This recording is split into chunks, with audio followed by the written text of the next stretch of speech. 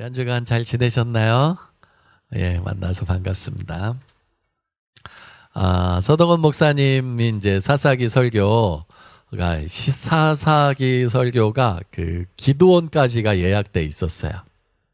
기도원까지가 예약돼 있었고 기도원까지 이제 하셨어요. 그리고 그 다음부터는 수요 예배 때 목사님, 서목사님 차례가 되면 그 다음 사사기를 하신다고 그러시더라고요. 그래서 기도원까지 제가 했기 때문에 더 이상 하면 또 안 될 것 같아서 지난주에 또 우리 오랜만에 나온 친구들 또 형제들이 있으니까 믿어지다라는 제목으로 함께 말씀을 나눴는데요. 오늘은 그 과정, 믿어지는 과정에 대해서 좀 더 나누면 좋겠다 해서 준비했습니다. 올해 3월 달에 제가 이 설교 수요 예배 때 했었어요. 네, 근데 수요 예배 안 나오신 분이 더 많죠?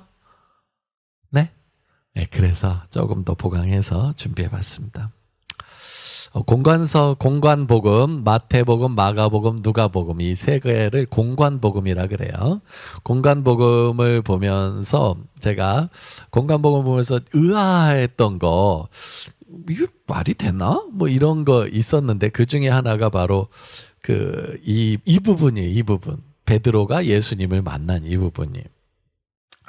베드로는 어떻게 예수님을 그냥 만나자마자 주여 나를 떠나소서 나는 죄인입니다. 어떻게 이렇게 고백할 수 있지? 이게 저는 이해가 안 됐어요. 왜? 단 한 번의 만남으로 요한과 야고보 형제도 나를 따르라. 그러니까 그냥 따라요. 이게 어떻게 이게 가능하지? 뭐 그런 생각이 늘 들었어요. 그러면서도 이제 하나님은 마음을 주장하시고 바꾸시는 충분히 가능하시지. 그래. 하나님은 가능하시지. 근데 인간으로서는 이해가 안 되는 거예요. 예. 베드로 같은 경우는요. 예수님보다 나이가 더 많았다 그래요. 예. 예수님이 30살에 공생애를 시작하셨잖아요. 베드로는 나이가 더 많았다라고 해요. 그리고 베드로는요. 예수님을 따르기 전에 결혼을 했어요. 아내가 있었어요. 성경을 보면 아내가 있었고 장모님이 있었어요. 예, 그래서 베드로 장모님이 열병이 났다는 걸 듣고 예수님이 가서 고쳐주시거든요. 예, 그런 그런 내용이 있어요. 예. 성경을 읽으세요. 제발 좀. 그래가지고 결혼도 했어요. 그리고 베드로는 태어나면서부터 갈릴리고 아버지도 뭐 어부였을 거고 본인도 그냥 자라면서 계속 물고기를 잡는데 도사였어. 수십 년간 그 일을 했거든요. 반면에 예수님은 그 목수 일을 하셨다고요. 바다 일에 대해서 몰라요. 물고기에 대해서 몰라요. 그런데 그냥 어떤 사람이 이렇게 오더니만 깊은 데로 가서 그물을 던져라 그러는 거죠. 그러니까 알겠습니다. 그걸 또 따라서 해요. 여러분이라면 어떻게 하시겠어요? 예? 여러분이라면 어떻게 하시겠어요? 갈릴리 바다가요. 우리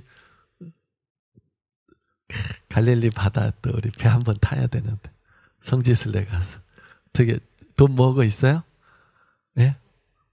모아요. 돈 좀 모아요. 우리. 갈릴리 바다도 한번 가야죠. 갈릴리 바다요. 뻔해요. 예? 서로 알아요. 어디 저 집, 이 집, 요 집, 다 그냥 그냥 다 알아요. 근데 듣보잡이잖아요. 듣도 보도 못한 한 인물이 오더니 뭐 깊은 데 가서 그물을 던져라 그러는 거예요. 그러면 하겠어요? 게다가 밤새도록 고기 한 마리 못 잡았어. 예? 밤새도록 고기를 한 마리를 못 잡았다고요. 그때 기분이 어떨 것 같아요? 베드로의 기분이? 행복하겠어요? 해피하겠어요? 예? 어떨 것 같아요? 짜증이 나죠. 예? 밤이 새도록 그물을 던졌는데 한 마리도 못 잡았다고요. 짜증이 나죠.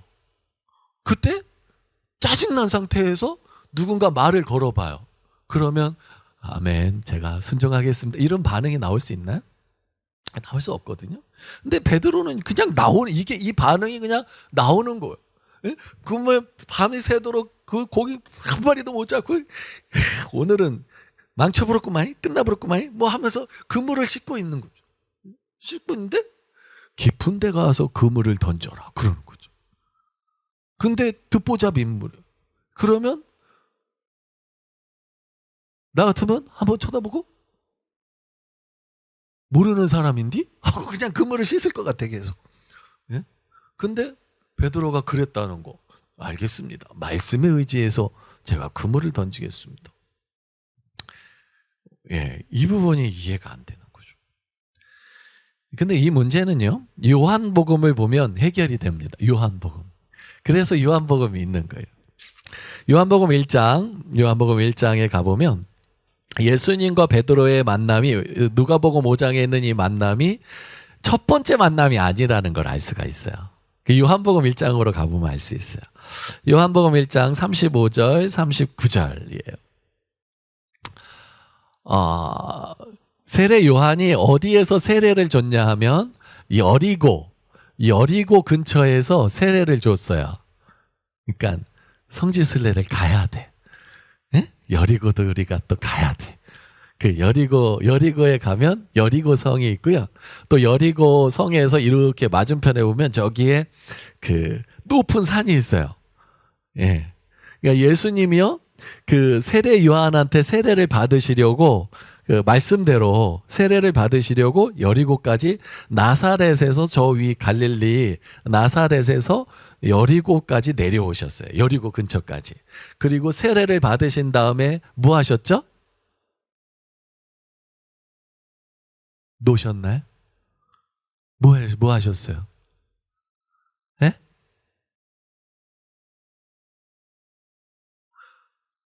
예? 뭐 하셨어요? 40일간 금식기도 하셨잖아요. 40일간. 그 금식기도 한 산이 그 여리고에서 바로 높은 산, 거기가 40일간 금식기도 한 산이에요. 거기에 또 우리 위대한 대한민국 기도원 세웠다는 거 아니에요. 대한민국 사람이 거기에 기도원을 세웠어요. 예, 거기 여리고에 예수님이 이렇게 세례 받으러 오신 거예요. 예수님 세례 받으러 오시 전까지 세례 요한의 메시지는 뭐였냐면, 나는 메시아가 아니에요. 사람들이 다 자기 보고 당신이 메시아입니까? 메시아 맞습니까? 물어보니까 I'm not the Messiah. 나는 메시아가 아니에요. 내 뒤에 오시는 분이 메시아예요. 이렇게 말을 하는 거예요. 이게 사도 요한의 메시지였어요.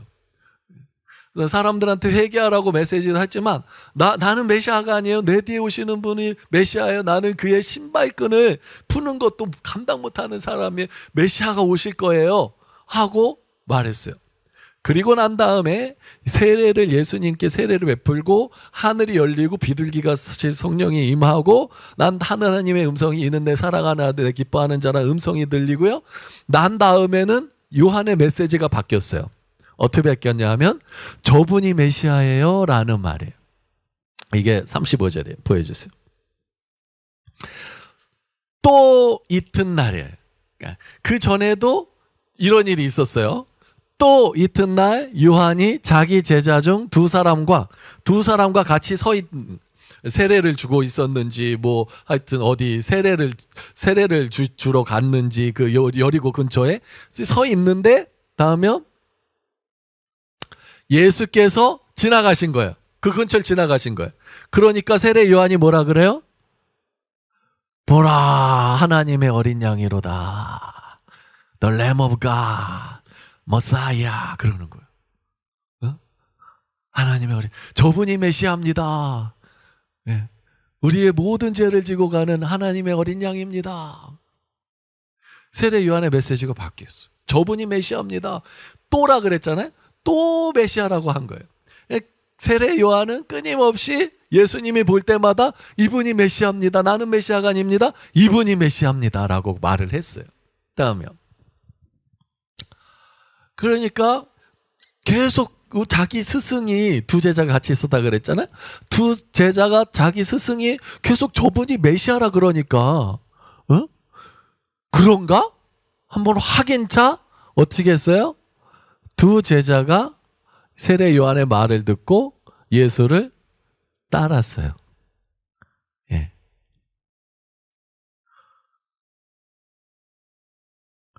예수를 따랐어요. 여기에서 우리는 전도에 아주 중요한 원리를 알 수가 있어요. 예? 첫 머리가 탁 말해요. 우리 예수 믿자. 그럼 좋아. 나 예수 믿을래. 교회 어디 있어? 나 가자. 그런 사람도 있는 반면에 거의 대부분은 안 들어요. 우리 교회 가자. 예배하자. 안 들어요. 세례 요한도 마찬가지였어요. 끊임없이 말했다니까요. 보라, 세상 죄를 지고 가는 하나님의 어린 양이로다. 또 말했어. 또 말했어. 또 말했어. 그러니까 그제서야 듣고 난 다음에 그런가? 하고 두 제자가 따른 거예요. 반응이 없다고 우리가 예수 믿자고 전하고 반응이 없다고 해서 그 낙심할 필요 없어요. 다 옛날에 세례 요한도 그랬는데 우리는 세례 요한이 몇 번에 성공했으면 우리는 몇십 번에 성공할 수 있는 거겠죠. 어쩌면. 네? 그러니까 낙심하지 말아야 돼. 계속 말해. 우리 예수 믿자. 우리 교회 가자. 이렇게 계속 말해야 되네. 그래야 이제 귀에 막혔던 이 담이 점점 부서져, 깨어져. 그래가지고 그래? 한번 가볼까? 이렇게 되어놓은 거예요. 두 제자가 그렇게 됐어요. 또 보라 하나님의 또 이튿날 보라 하나님의 어린 양. 그러니까 가볼까? 해서 따랐던 거죠. 38절. 예수께서 돌이켜 그 따르는 것을 자기가 따라오니까 예수께서 돌이켜 그 따르는 것을 보시고 물어 이르되 무엇을 구하느냐? 그러니까 라비 선생님이여 어디 계시옵니까? 어디 유하십니까? 선생님과 함께 시간을 갖고 싶습니다. 예? 어디로 가면 선생님과 함께 시간을 가질 수 있습니까? 그런 말이에요. 39절이요. 그러니까 예수께서 와봐라 해가지고 그날 함께 거했어. 그날 하루 종일 예수님과 함께 거했어요. 그러니까 두 사람의 처음으로 예수님을 따른 두 사람이 생긴 거죠. 40절. 그 두 사람 중에 한 명의 이름이 나와요. 요한의 말을 듣고 예수를 따르는 두 사람 중에 하나는, 여기서 요한은 세례 요한이잖아요. 두 사람 중에 하나는 시몬 베드로의 형제 누구예요? 안드레. 그러니까 누가 제일 먼저 믿었냐 하면 안드레가 제일 먼저 예수님을 따랐어요. 예. 그러면 또 다른 한 사람은 누굴까요? 또 다른 한 사람은 이거를 다 경험해서 쓴 사람 누굴까요? 요한복음을 쓴 사람이 누구예요? 요한이에요. 그러니까 요한하고 안드레가 세례 요한의 제자였어요. 그러다가 세례 요한의 전도를 받고 저분이 메시아입니다 하고 전도를 받고 예수님을 따른 그게 사도 요한이 됐죠. 요한과 안드레 두 사람이었어요. 다음에 안드레가 예수님을 만나니까 너무 좋은 거야. 뭔가 달라. 이분은 뭔가 달라. 그래가지고 형을 찾아갑니다. 그러니까 그 여리고에 있었어. 예수님도 여리고에 있었고요. 안드레도 여리고에 있었고, 요한도 여리고에 있었고, 또 누가 여리고에 있었어요? 시몬도, 안드레 형도 여리고에 다 내려왔던 거예요. 세례 요한에게 가르침을 받으려고 했든지 뭘 했든지 다 여리고로 내려와 있던 거예요. 거기에서 다 만나는 거예요. 41절. 그가 먼저 안드레죠. 안드레가 먼저 자기의 형제 시몬을 찾아갔어요. 형, 우리가 누구를 만났다? 메시아를 만났어, 형. 자기 형을 전도했어요. 42절이요? 그리고 데리고 왔어. 그래? 동생이 말하니까 따라온 거예요. 예. 예수께 데리고 오니 예수께서 보시고 이르시되 딱 보자마자 내가 요한의 아들 시몬이니 장차 게바라 하리라. 게바는 번역하면 베드로라. 아, 너 시몬이구나. 예수님이 바로 알아봤어요. 요한의 아들 시몬이구나. 예? 너는 장차 게바가 될 거야. 반석이 될 거야. 다른 말로 돌. 예. 돌. 반석이 될 거야. 돌이 될 거야. 이렇게 말했어요. 이렇게 해서 제자가 몇 명 됐어요? 3명 됐어요.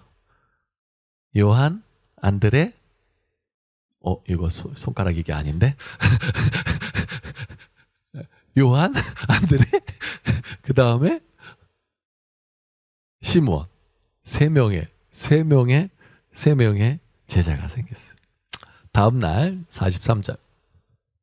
이튿날 이제 3명이 예수님을 따라가는데 갈릴리로 예수님 이제는 여리고에 있었다 그랬잖아요. 여리고에서 어디로 가는 거예요? 갈릴리로 옮기려 하시는 거예요. 갈릴리로 옮기려 하시는 거예요. 갈릴리로 나가려 하시다가 누구를 만났어요? 빌립을 만났어요. 빌립을 만나서 나를 따르라 했어. 그랬더니 어떻게 했을까요? 다음이요. 44절. 빌립은 안드레와 베드로와 같은 동네 사람이에요. 친했어요. 제가 보기에는 그래요. 빌립한테 나를 따르라 했을 때 빌립이 예수님을 그냥 나 예수님만 보고 따른 게 아니었어요. 누굴 보고 따라왔어요? 예수님과 함께 하고 있는 안드레와 빌립이 같이 함께 하고 있으니까 우리 동네 안드레 빌립 같이 있는데? 그래서 예수님을 따른 거죠. 그러니까 여기다 그걸 써놓은 거예요. 한 동네 벳세대 사람이라. 그래서 또 빌립이 예수님 안드레 이제 몇 사람 됐어요? 4사람. 요한, 안드레, 시몬, 빌립. 4사람 됐죠. 4사람. 이 4사람이 함께 예수님과 함께 하는데 빌립이 좋은 거야. 너무 좋은 거예요. 그래가지고 자기 친구를 전도해 와요. 45절. 빌립이 나다나엘을 찾아갔어요. 예. 친구. 그러니까 야, 모세가 율법에 기록하였고 여러 선지자가 기록한 메시아를 우리가 만났어. 요셉의 아들 나사렛 예수야. 그렇게 바로. 예. 안드레 나다나엘을 전도하는 거예요. 예. 그러니까 나다나엘이 뭐라 그래요? 좋아? 하고 따라오질 않았어요. 다음에 46절. 나다나엘이 이르되 나사렛에서 무슨 선한 것이 날 수 있느냐? 야, 나사렛? 나사렛 예수? 야, 예루살렘도 아니고 뭐 나사렛에서 뭐 선한 게 나? 하니까 빌립이 와보란께? 해가지고 끌고 가버렸어. 이렇게 해서 제자가 몇 명 됐어요? 5명. 나다나엘 이렇게 왔을 때 딱 보고 야, 네 속에 간사한 것이 없다. 어떻게 나를 아세요? 무화과 나무 아래 있을 때부터 내가 보았다. 우와, 당신이 메시아군요. 해가지고 나다나엘도 예수님을 따랐어요. 5명의 제자가 여기에서 생겼던 거예요.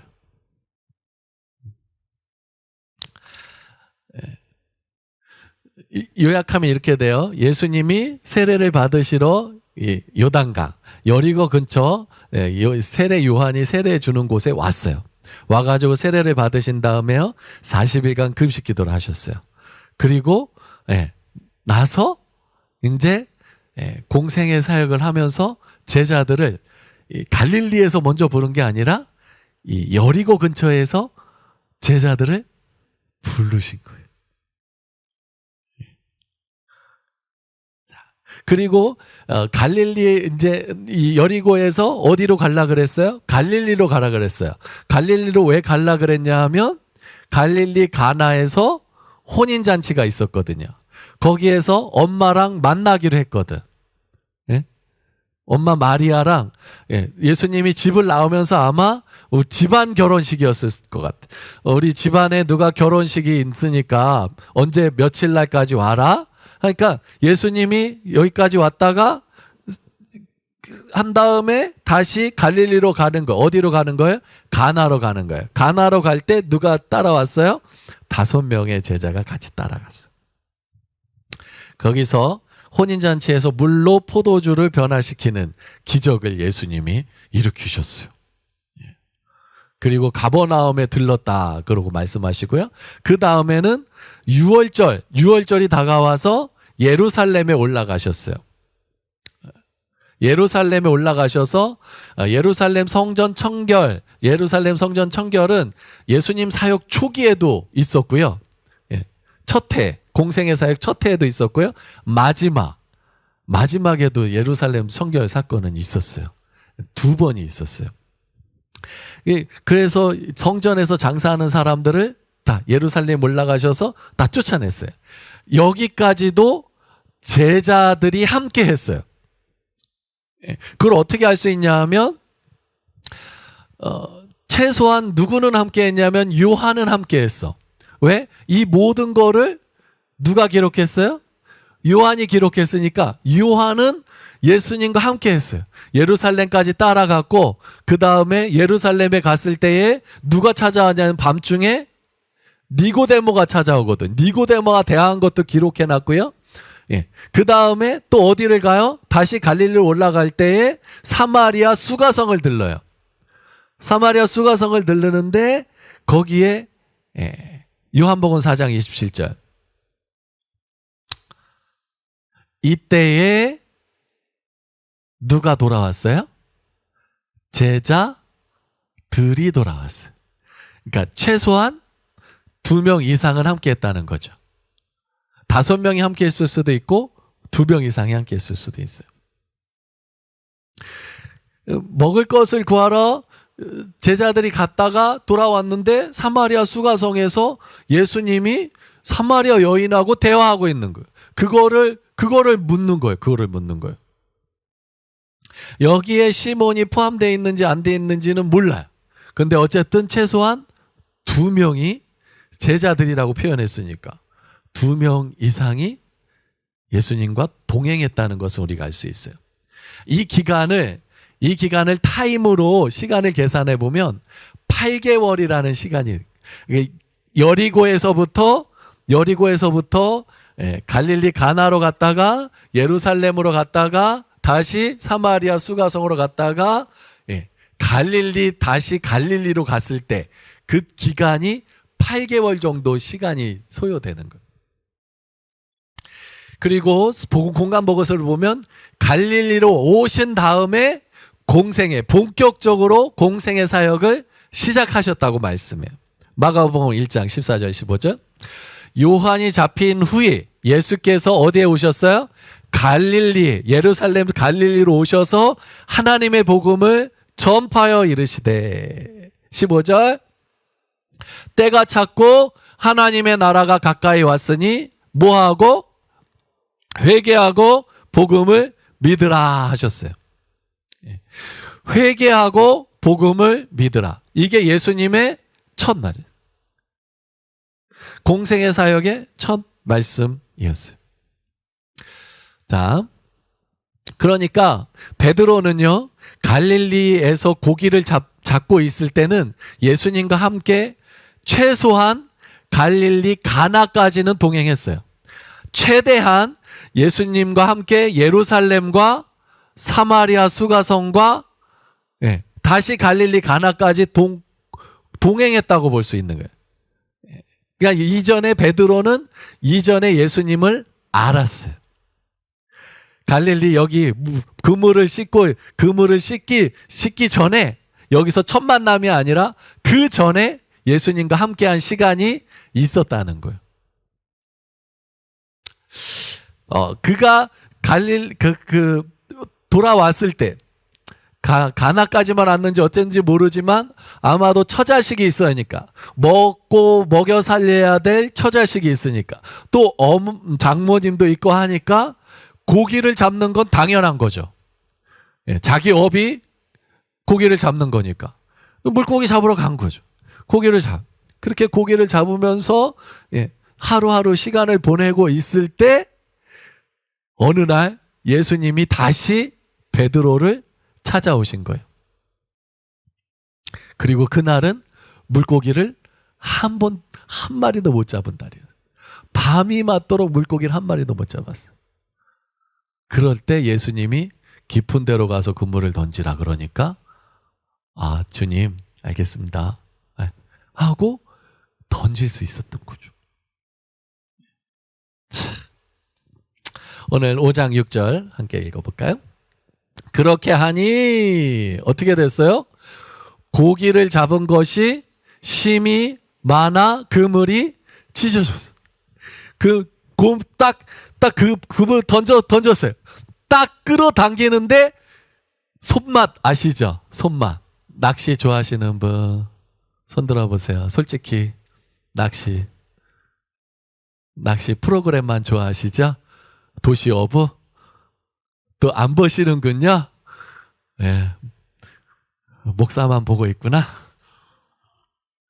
이런 목사는 물을 마셔야 돼. 이게 딱 베드로 수십 년간 고기를 잡았잖아요. 그물 던졌어? 하고 딱 들어 올리는데 이게 for the first time. 보통 느낌이 아니야. 그리고 더 끌어올리는데 그물이 찢어져 나가. 고기가 막 빠져나가는 거예요. 더 들어 올릴 수가 없었어요. 그래가지고 7절이요. 다른 배에 있는 동물을 손짓했어. 도와줘 했는데 그들이 와서 같이 도와서 물고기를 그 배에 채웠는데요. 어떻게 됐어요? 두 배의 채움에 어떻게 됐어요? 잠기게 됐어요. 그러니까 그 배 목포니까 잘 아시겠네.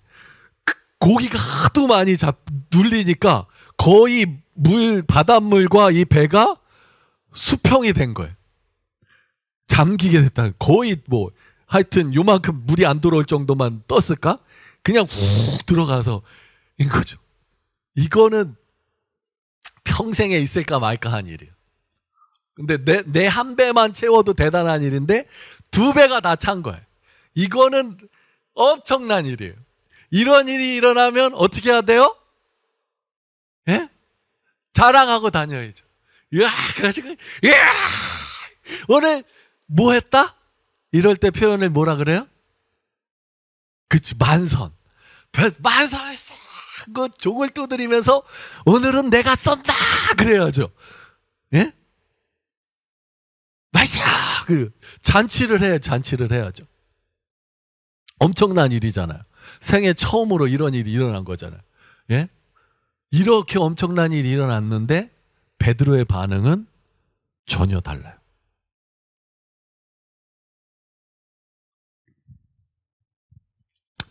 8절 같이 성경 보고 읽어볼까요? 시작. 시몬 베드로가 이를 보고 예수의 무릎 아래에 엎드려 이르되 주여 나를 떠나소서 나는 죄인이로소이다.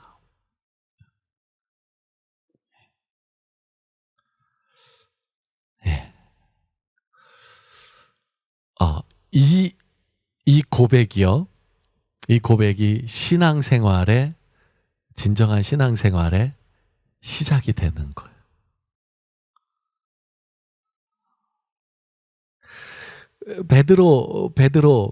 베드로의 생각엔 여리고에서 예수님을 만났고 메시아라고 들었지만 여전히 이분이 메시아인지 랍비인지 여전히 헷갈렸어요.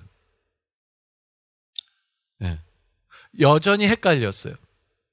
그걸 어떻게 할 수 있냐면 깊은 데로 가서 그물을 던지라 할 때 뭐라고 그랬어요? 선생님이요 표현했어요. 선생님이요 라고 표현했어요. 밤이 맞도록 잡은 것이 없지만은 선생님 말씀에 의지해서 내가 그물을 내리겠습니다 라고 표현했어요.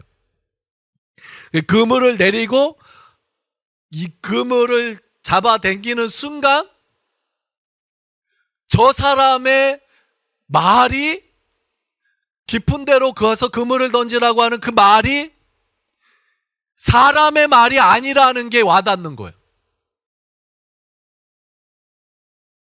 그러니까 그 고기를 다 채운 다음에 베드로가 예수님을 뭐라 그래요? 주여 나를 떠나, 주로 바뀌어요. 방금 전에는 선생님이라고 했다고요. 근데 지금은 뭐라 그래요? 주여 나를 떠나소서 나는 죄인이로소이다 였어요. 방금 전에는 자기가 죄인이 아니었어요. 베드로 생각에 자기는 죄인이 아니었어요. 근데 바로 이 순간 깊은 데로 가서 그물을 던지라는 말에 순종해서 그물을 던져서 끌어올리는 그 순간 저분이 메시아라는 느낌이 확 오는 거죠. 그러니까 주여가 되는 거예요. 그리고 나는 죄인이로소이다 라고 고백을 해요.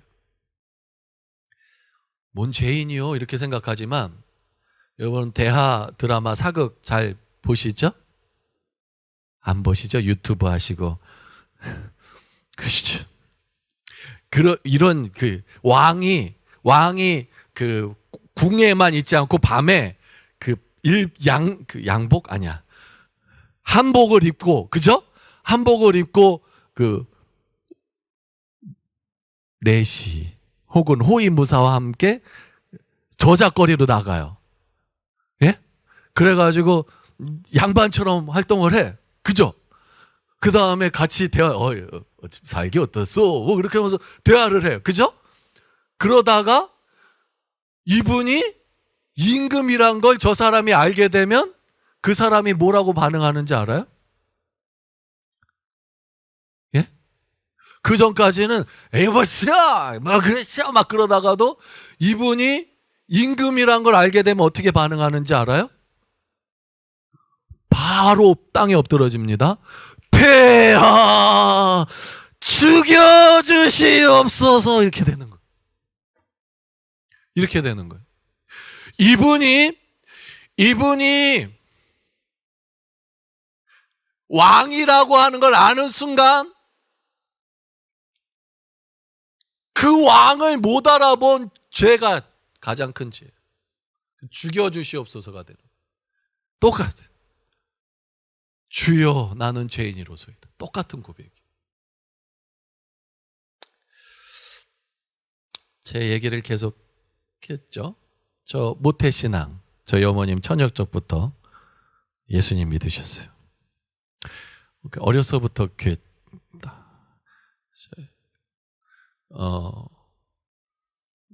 저보다 6살 많은 5살 많은 넷째 형님이 있어요.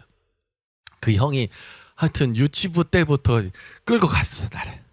그 형이 나는 기억이 안 났어요. 근데 그 형이 그러더라고. 내가 너하고 제 위에 누나 2살 더 누나 있거든요. 누나하고 너하고 내 주일날 교회 네 어렸을 때 내 끌고 다니라고 얼마나 고생했는지 아냐고 그러더라고요. 나 어렸을 때 기억이 없으니까. 그랬냐고. 나 그제서야 알았어요. 성탄절 너무 잘 알죠. 네? 예수님이 이 땅에 오셔가지고 뭐 오병이요, 뭐 기적, 뭐 이적, 뭐 표적, 뭐 병 고치고 뭐하고 귀신 쫓아내는 나 잘 알죠. 예수님이 십자가 지셨 나 잘 알죠. 맨날 들었는데 왜 몰라? 나 어려서부터 엄마 뱃속에서부터 들었을 거야 아마. 사흘 만에 부활하시고 승천했다는 거 잘 알지. 성경에 맨날 설교에 나오는데 뭐로만 알았냐면 머리로만 알았어. 머리로만 알았어. 그러니까 예수님이 안 믿어지는 거예요. 왜 안 믿어지냐면 예수님이 믿어지려면 무슨 상태가 있어야 되냐면 내가 죄인이라는 사실을 깨달아야 돼요. 그래야 예수님이 믿어지는 거예요. 이게 없으면 예수님이 안 믿어져요. 왜냐하면 예수님이 이 땅에 오신 이유가 뭐예요? 우리의 죄를 사하해 주기 위해서 십자가를 지시려고 이 땅에 오신 거잖아요. 근데 내가 죄인이 아니라면 예수님을 믿을 필요가 없어요. 믿을 이유가 없어요. 예? 그냥 왔다 가시면 되지 뭐. 그냥 그래 왔어요. 그 죄인을 우리 죄를 그래요. 다른 사람의 죄를 위해서 예수님 십자가 지셨죠. 이게 되는 거예요. 내 죄가 아니라 다른 사람의 죄. 저 인간들 위해서. 저 원수들을 위해서.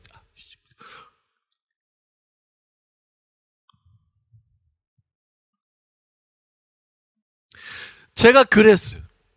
교회를 다녔어요. 예수님이 우리의 죄를 위해서 십자가를 지셨어요. 이게 순전히 남의 이야기였어요. 나는 훌륭한 그리스도인은 아니지만 쓸만한 그리스찬이라고 생각을 했어요.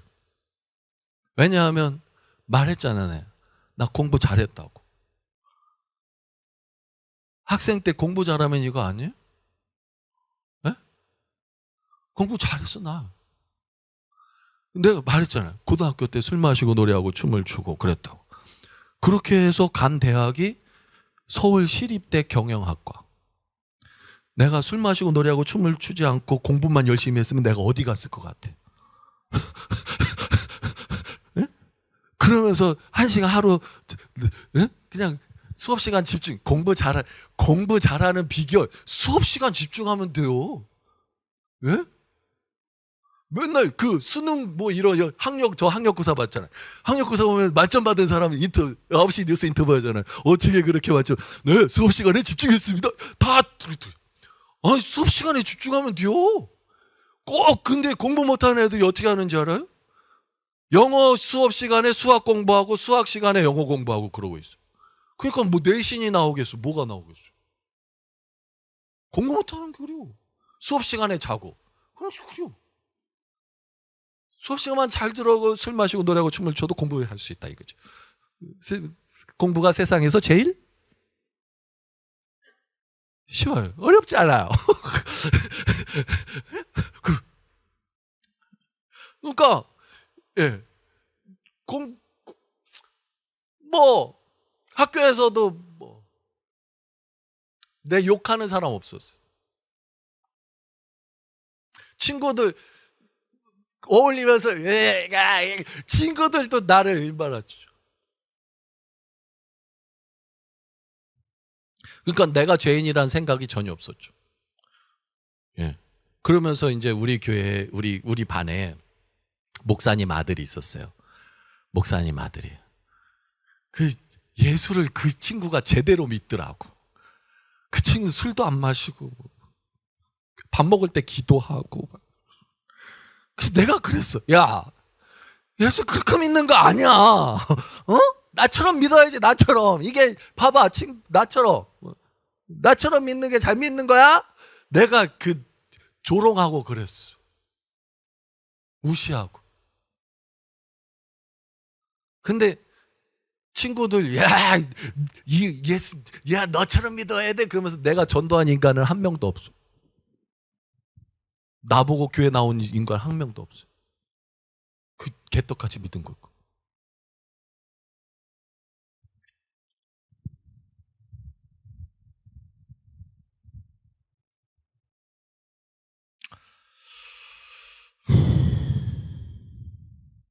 학창 시절 친구들하고 부끄럽지만 야한 얘기도 많이 했어요.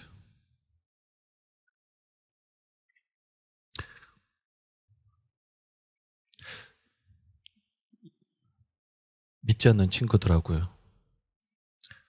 야동 아시죠? 야구 동영상 그거 보고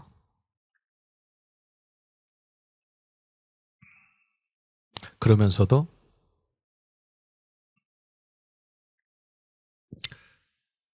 내가 죄인인지 몰랐어요. 일요일 날 교회 가니까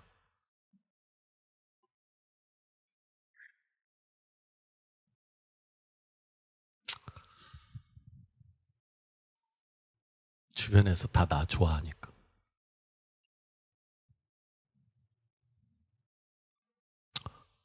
말씀드렸죠? 지난번에 수능 끝나고 엄마가 교회 가자, 부흥의 말씀 좋다, 조르니까 경험해봤잖아요, 여러분. 초등학교 땐 때려서 보내지만 중고등학교는 못 때린다는 거 알잖아요. 때리려고 그러면 엄마 왜 그래, 왜 말로 해, 말로.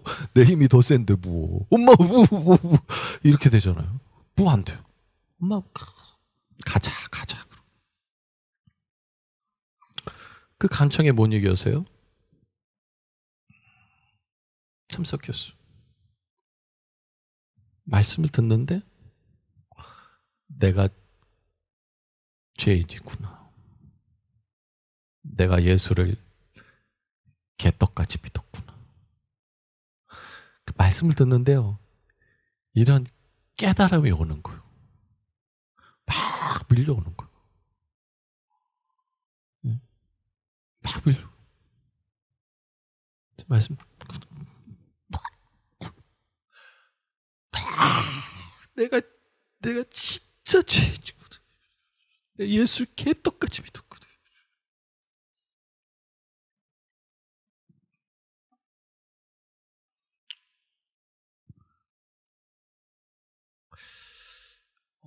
그 이후로 제가 잠을요, 그 전에는 잠을 어떻게 잤냐면 이렇게 가서 그 예수님, 내가 죄인임을 깨달은 다음에는 이렇게 못 자겠더라고요. 네, 잠을 이렇게 못 자겠더라고요. 이렇게 웅크리고 잤어. 이렇게 잘 수가 없더라고요. 내가 나쁜 놈이니까. 뭐 잘났다고 이렇게 대자로 뻗어졌죠. 잤어요.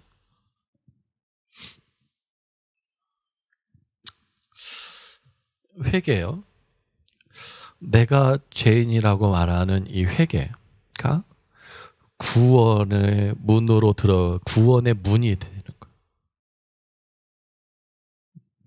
이게 없으면 구원도 없다라고 보셔야 돼요. 왜? 예수를 믿어야 구원을 받는데 어떤 예수를 믿는 거예요? 나의 죄를 대신해서 십자가를 지신 예수를 믿는 거잖아요. 근데 내가 죄인이 아닌데 무슨 예수를 믿어요? 예수 믿는 거 아니죠. 종교 생활하는 거예요. 아직 교회를 다니는데 구원의 확신과 구원의 즐거움을 모르는 분은 내가 진정한 회개를 경험하지 않았다는 거예요. 내가 진짜 지옥 갈 죄인이라는 것을 그냥 통렬하게 깨닫지 못한. 그러면 구원의 감격, 구원의 확신 이거 없어요. 솔직히 내가 다 남들 그 정도 더 나쁜 많잖아요. 근데 한번 여러분 주변에 한번 나보다 더 착하게 산 준이라는 친구, 그 친구는 통합측 목사가 됐는데 우리 그 동기에서요, 합동측 목사 저거야. 통합측 목사 나왔고 저기 라오스 선교사 나왔고 그 목사 사모님도 나오고, 하여튼 그 한 반에서 이렇게 많이 나왔어요. 평생 목사 아들로 태어나고 저기에도요 죄인이요. 예수님이 왕이신 하나님이신 그분 앞에 서면요 다 죄예요. 죄 아닌 게 없어요. 남을 죽여서 죄가 아니라 미워하고 라가라 하는 그것도 죄라 그랬잖아요. 다른 사람 보고 음욕을 품는 그것도 죄라 그랬잖아요. 죄 아닌 사람이 없다고요. 그래서 내가 정말 지옥에 갈 수밖에 없는 죄인이라는 정체성을 깨달았을 때 누구를 믿게 되는 거예요? 예수님을 믿게 되는 거예요. 이 죄를 내가 해결할 수 없다는 걸 알게 되니까 내 죄를 대신해서 나를 사랑하사 나를 위하여 십자가를 지신 그 예수님을 붙잡을 수밖에 없어요. 이걸 해결할 수 있는 방법이 없으니까. 그 예수님을 붙잡는 거예요. 그게 믿음인 거죠.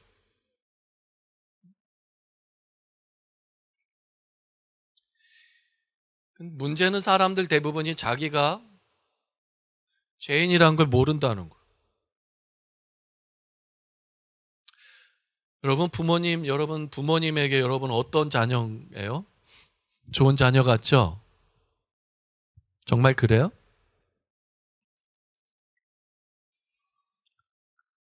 여러분이 자녀로서 부모님한테 어떤 죄를 졌는지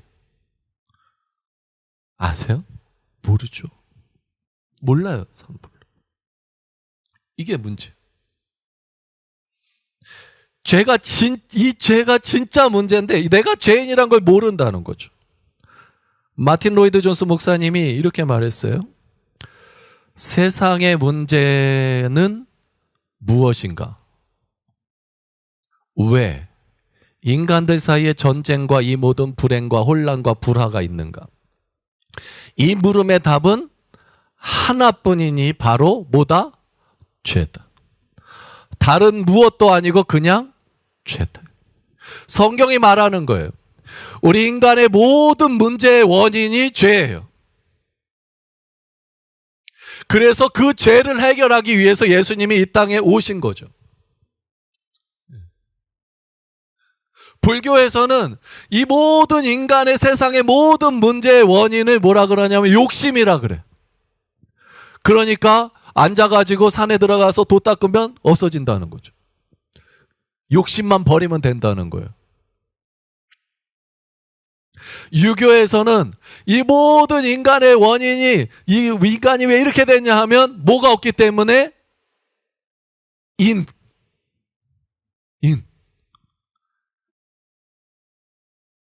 인이 없기 때문에 그렇대요.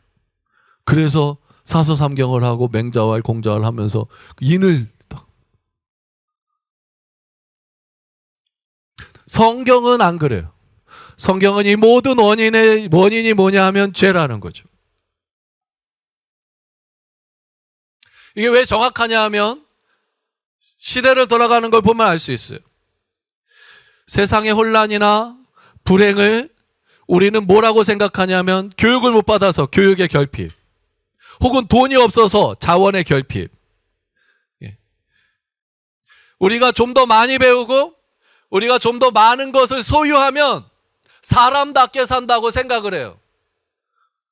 근데 그래요? 우리나라 잘 알죠? 여러분 어렸을 때보다 지금이 훨씬 더 잘 살아요. 근데 우리나라 좋아졌나요? 잘 알죠? 옛날보다 우리 어머니 세대보다 지금 다 대학 나왔잖아요. 교육을 다 높이 받았잖아요. 근데 더 사람 됐나요? 돈 더 많이 벌었잖아요. 근데 정말 멋진 사람 됐나요? 아니요. 교육의 문제가 아니고 부의 문제가 아니에요. 뭐의 문제예요? 죄의 문제예요. 죄를 해결할 때 진짜 사람이 될 수 있는. 그래서 예수님이 이 죄를 해결하기 위해서 이 땅에 오신 거죠. 청교도 목회자인 스티븐 찬옥이 말했어요.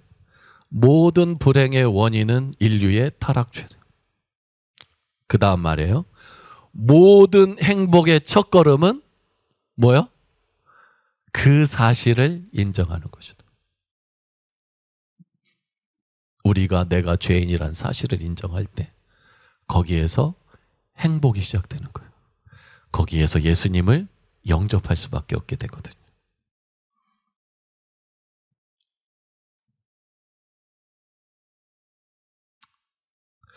바울도 마찬가지예요.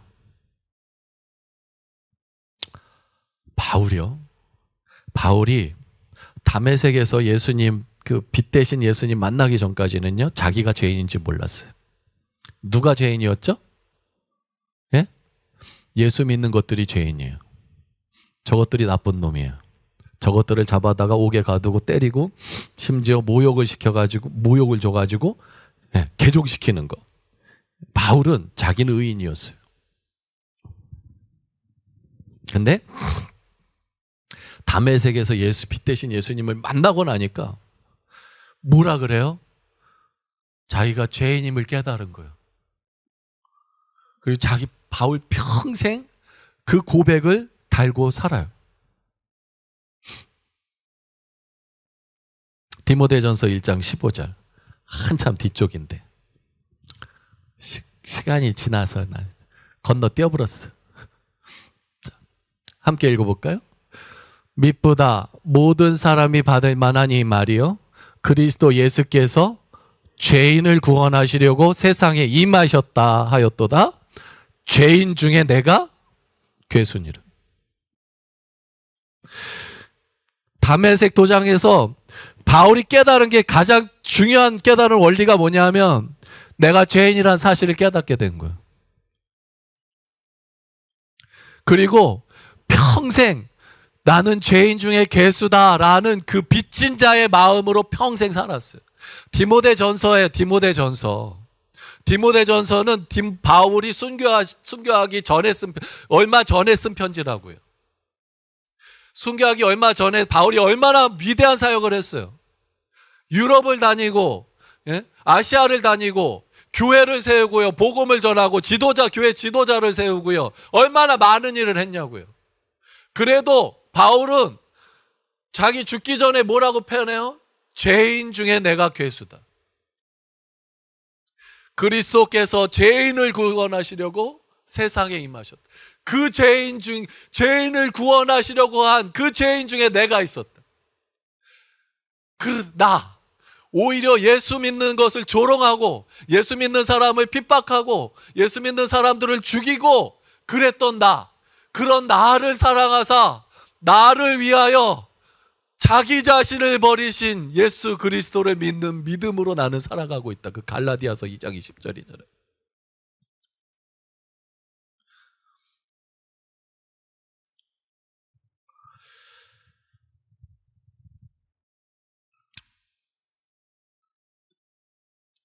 저 예수 믿은 다음에 죄 안 졌나요? 아니요, 졌어요. 지금도 죄인이고요. 앞으로도 죄인일 수밖에 없어요. 그래서 나는 예수님이 필요해요. 매 순간마다 매일마다 예수님이 필요해요. 예수님이 없으면 나는 죄인일 수밖에 없으니까. 시간이 갈수록 예수님에 대한 사랑이 더 커지는 이유는 나 같은 죄인 살려주신 그 은혜. 오늘도 나는 또 죄를 짓지만 그 예수님의 보혈의 은혜가 나를 덮어주시니까 그 예수님을 사랑하는 농도가 짙어질 수밖에 없는 거예요. 누가복음 7장 47절. 이러므로 내가 내게 말해. 예수님 말하는 거예요. 그 많은 죄가 사하여졌도다. 이는 그의 사랑함이 많음이라. 사함을 받은 일이 적은 자는 적게 사랑하느니라. 여러분, 예수님 얼마나 사랑하세요? 예수님 얼마나 사랑하세요? 내가 지옥 가야 될 바로 그 죄인임을 깨달으면 깨달을수록 예수님의 그 십자가의 은혜가 커지는 거예요.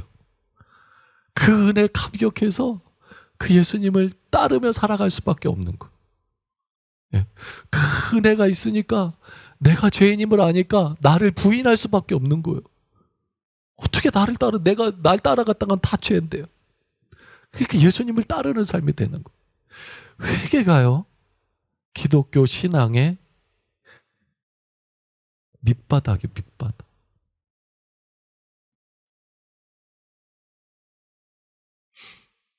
요한계시록을 보면 에베소 교회가 나오는데요. 첫사랑을 잃어버렸대요. 어디서 첫사랑을 잃어버렸을까? 저는 에베소 교회가 어디서 잃어버렸을까 생각해 봤어요. 그게 뭐였냐면 요한계시록 보면 에베소 교회는 니골라당과 싸웠어요. 다른 말로 이단과 싸웠어요. 거짓 사도와 싸웠어요. 그러다 보니까 내가 옳고 너는 틀렸어. 이게 점점 깊어지는 거야. 무슨 의식이 사라지냐면 내가 죄인이라는 의식이 사라지는 거야. 그렇게 되면 첫사랑 잃어버리는 거야. 교회 오래 여러분 이제 장로님도 되고 뭐 다 될 거잖아요. 교회 오래 다녔어요. 내가 다른 사람보다 욕도 안 하고 내가 더 좀 더 예수님 은혜로 인격이 좋아지고 뭐 그럴 수밖에 없어요. 예수 믿게 되면 좋아지는 거예요. 행복의 시작이니까. 사람이 좋아지게 돼 있어. 어느 순간부터는 내가 예수님 앞에 죄인임을 잃어버리게 되잖아요. 그럼 바리새인 되는 거예요. 첫사랑 잃어버리게 되는 거예요. 사도 바울은요, 죽기 바로 전까지 죄인 중에 내가 괴수다라고 고백을 했어요. 그러니까 죽을 때까지 예수님을 뜨겁게 사랑하다가 가는 거예요. 예수님 품으로 가는 거예요.